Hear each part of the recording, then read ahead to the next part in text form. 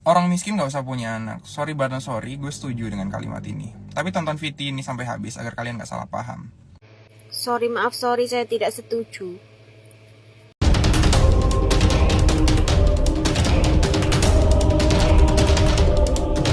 Orang miskin gak usah punya anak. Sorry but not sorry, gue setuju dengan kalimat ini. Tapi tonton VT ini sampai habis agar kalian gak salah paham.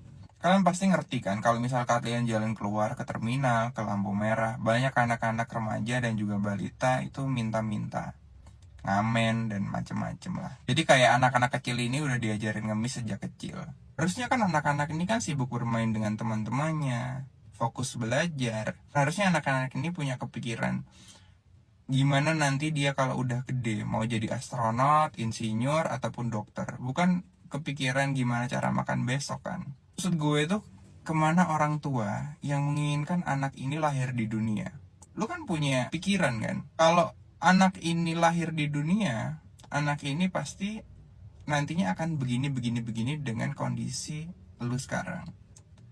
Yang gue disebut di sini adalah orang-orang miskin yang miskin akalnya untuk melahirkan mereka dan memaksa mereka untuk lahir di dunia tetapi tidak memberikan hak-hak mereka. Misal dia ngelahirin anak, anaknya ini harus di mapping gimana dia nantinya makan, gimana dia tempat tinggalnya di mana, seperti itu. Buat orang-orang yang seperti ini, kalian mikir gak sih kalau misal kalian tuh punya kewajiban untuk memberikan mereka tempat tinggal, memberikan mereka makan, menyekolahkan mereka. Kewajiban kalian tuh gak cuma ngebrojolin mereka gitu loh.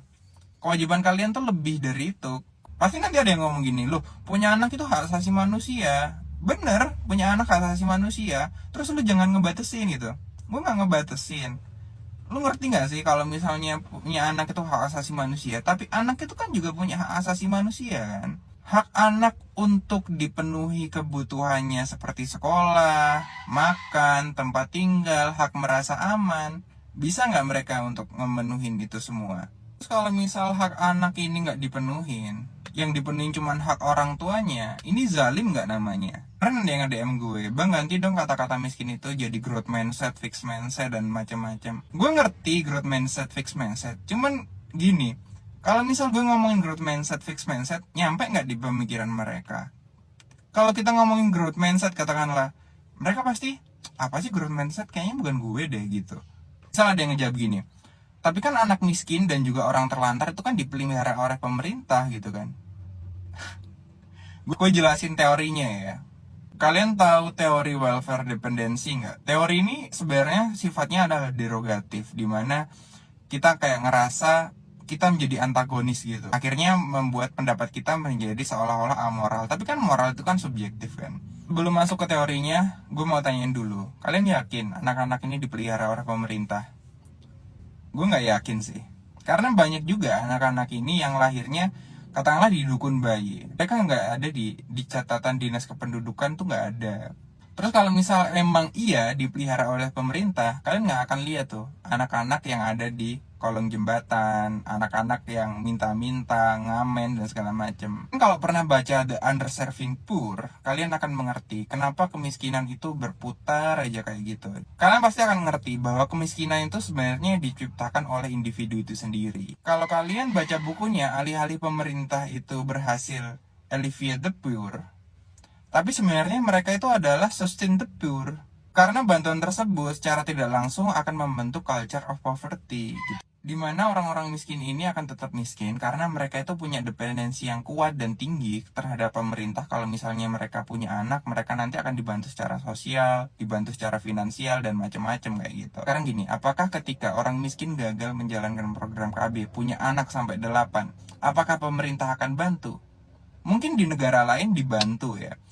Kalau misal kita lihat di negara katakanlah Norway, ketika lu mau punya anak, kalian itu pasti dilihat secara finansialnya seperti apa. Sudah cukup apa belum? Kalau misalnya kalian juga punya anak, kalian juga masih dilihat gimana cara kalian untuk nganter anak bayi atau anak sekolah ini. Diharuskan kalian punya car seat di mobil agar anak ini aman. Kalau misal kalian nggak punya car seat, kalian harus naik taksi yang ada car seatnya. Di Indonesia ada gak kayak gitu? Nggak ada.